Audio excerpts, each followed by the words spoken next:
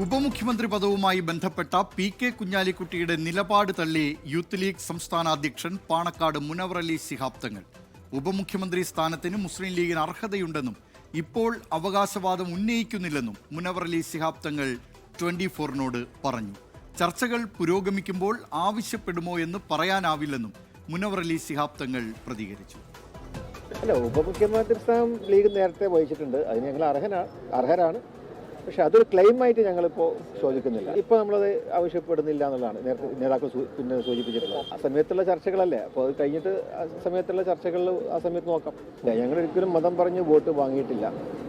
അതിന് അവസാന നിമിഷത്തിൽ വോട്ട് കിട്ടൂല എന്ന് കണ്ടപ്പം അതിന് വേണ്ടിയിട്ടുള്ള പ്രചരണം മാത്രമാണ് എന്നുള്ളതാണ് ഞങ്ങൾ മനസ്സിലാക്കിയിട്ടുള്ളത്. അപ്പം അങ്ങനെയുണ്ടെങ്കിൽ അത് അന്വേഷിക്കും. അത് അന്വേഷിച്ചിട്ട് അത് നമ്മൾ നിലപാടല്ല എന്നുള്ളത് ഞങ്ങൾ പൂർണ്ണമായ രീതിയിൽ അത് ജനങ്ങളോട് ബോധ്യപ്പെടുത്തും.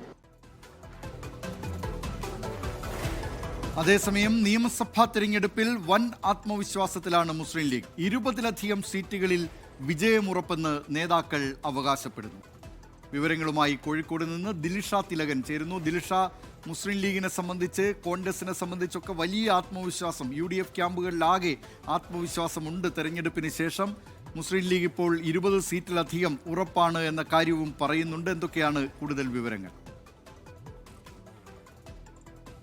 ദിലീപ്, ഇപ്പോൾ ഈ ഉപമുഖ്യമന്ത്രി സ്ഥാനവുമായി ബന്ധപ്പെട്ട ചർച്ചകളാണ് നടക്കുന്നത്. പതിയെ അവകാശവാദം ഉന്നയിച്ച് തുടങ്ങുകയാണ് മുസ്ലിം ലീഗ് എന്നുള്ളതാണ് നമ്മൾ ഇതിൽ നിന്നും മനസ്സിലാക്കുന്നത്. നിലവിൽ ഔക്കാദർ കുട്ടി രാഹിക്ക് ശേഷം ഒരു ഉപമുഖ്യമന്ത്രി സ്ഥാനം ഉണ്ടായിട്ടില്ല.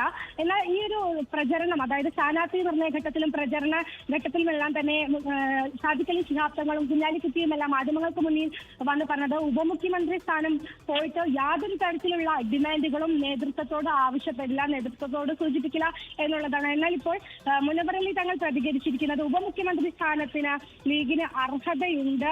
അത് CH മുഹമ്മദ് കോയയും ഔക്കാദർ കുട്ടി രാഹിയും എല്ലാം ഉപമുഖ്യമന്ത്രിമാരായിട്ടുണ്ട്. എന്നാൽ ഈ ഒരു സമയത്ത് അവകാശവാദം ഉന്നയിക്കുന്നില്ല. എന്നാൽ ചർച്ചകൾ നടക്കുമ്പോൾ ആവശ്യപ്പെടുമോ എന്ന് പറയാനാവില്ല എന്ന്